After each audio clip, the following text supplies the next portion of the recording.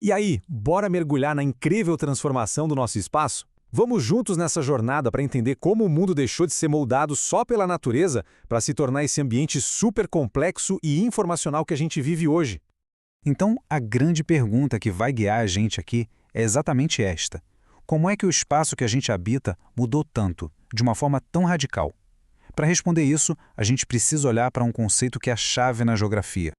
Pois é, a chave para entender tudo isso está na ideia de meio geográfico. Basicamente, é o jeito como a sociedade se relaciona com a natureza e vai transformando ela ao longo do tempo. E essa relação, olha, passou por fases bem diferentes.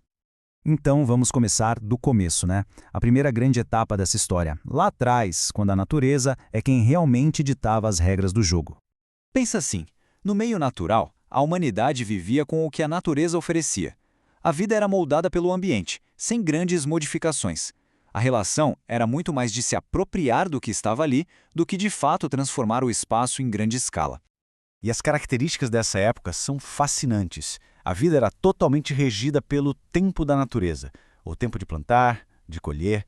As ferramentas eram bem simples, quase como uma extensão do próprio corpo. O resultado disso? O impacto na paisagem era mínimo, bem localizado. Era uma vida de subsistência, com uma dependência total dos recursos naturais. Só que essa relação começa a mudar. E a mudança foi, olha, drástica. Vamos para a próxima fase, que é quando a máquina entra em cena e muda tudo. E aqui, gente, a coisa muda completamente. Com as revoluções industriais, o território começa a ser mecanizado. Os instrumentos não são mais só ferramentas, eles se tornam parte do próprio território, capazes de alterar a paisagem de um jeito profundo e muitas vezes permanente. E a velocidade com que tudo isso aconteceu foi impressionante. Em pouco mais de um século, a gente vê surgirem as ferrovias, o telégrafo, o automóvel. Essas invenções não só conectaram lugares, elas começaram a encurtar o tempo e o espaço de uma forma que nunca tinha sido vista antes. Tudo isso nos traz até os dias de hoje, a era mais complexa de todas. Uma era definida não apenas por máquinas, mas por forças que a gente nem consegue tocar, como a ciência e a informação. E para a gente entender bem esse novo mundo, tem uma citação do geógrafo Milton Santos que é, assim, perfeita. Foi ele quem conceituou essa nova era. O ponto central é que, hoje, não dá para pensar o território sem levar em conta esses três pilares juntos. Mas o que isso quer dizer na prática? Bom, vamos por partes. A ciência permite criar coisas que a natureza sozinha não oferece. Uma natureza artificializada. A tecnologia pega esse conhecimento e aplica, criando o que Milton Santos chamou de tecnosfera. E a informação? A informação é o motor que faz tudo isso girar, o fluxo que conecta e acelera cada processo. E a diferença do meio técnico para esse novo meio, nossa, é gigante. A gente sai de uma lógica de transportar coisas físicas, sabe, mercadorias, pessoas, para uma lógica de fluxos que a gente não vê, como dados e capital, e a velocidade passa de dias, semanas, para algo que ele chamou de tempo zero.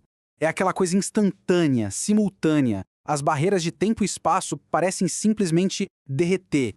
Só que aqui tem um ponto super importante. Esse mundo novo, todo conectado e instantâneo, ele não chegou para todo mundo do mesmo jeito não, hein? É fundamental a gente sacar que esse meio técnico, científico e informacional não se espalha por aí de forma igualzinha. Muito pelo contrário. Ele acaba criando novas divisões, novas fronteiras entre quem está dentro e quem está fora desse jogo global.